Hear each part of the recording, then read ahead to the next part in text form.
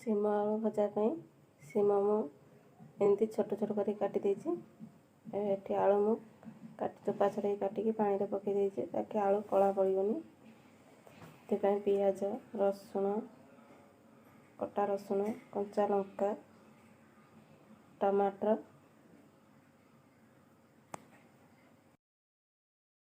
एठारे मो कड़ाई रे 2 चम्मच तेल देछि। सोरिष तेल आपण रिफाइन तेल भी दे पारिबे।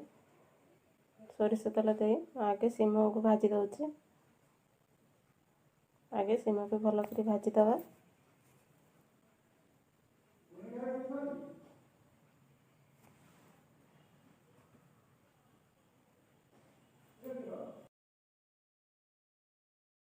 सीम आमर एठी भजी साइलाई। सीम को आम आउट जगह काढ़ी दवा।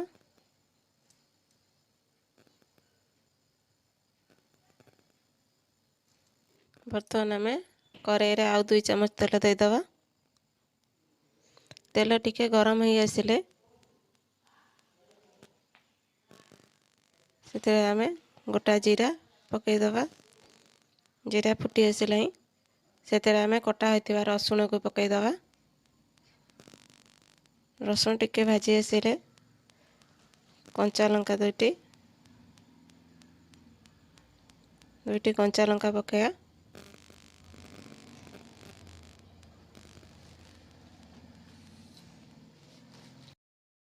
रसुण आमर भाजी सारे से आम कटा होता आलू को पकई दवा।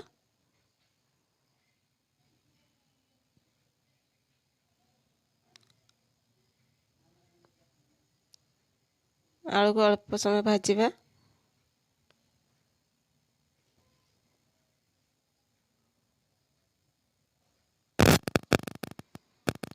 आलू रे हल्दी गुंड हाफ चम्मच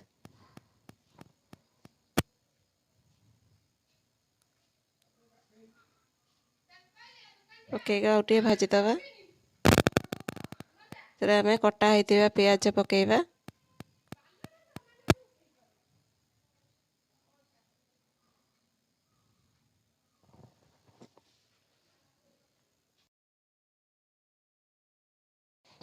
चित्रे आम 1 चम्मच जीरा गुंड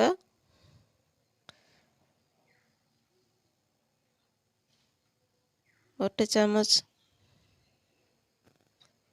धनिया गुंड 1 चम्मच लंका गुंड देखिए गोले दबा। कटा होता टमाटर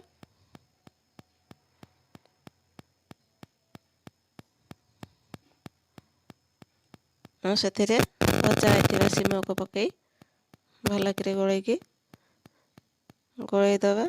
यहीपरि भाव में सीम आलू भजा भाजबे निश्चिंत भाजबे। देखिए किपरि तार टेस्ट होची। किछि समय पे घोड़ाई दबा।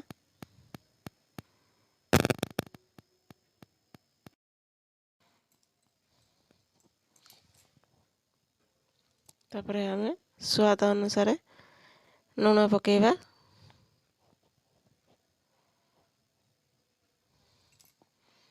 लूण पकई ताको किछि समय पे घोड़ाई दबा जेंते आलू टिके सिझी आसीबो।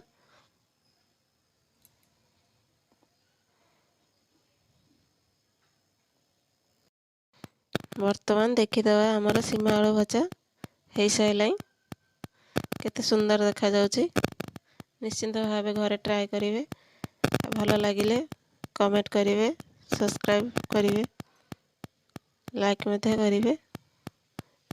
एही परि प्रस्तुत हो गई सीम आलू भजा।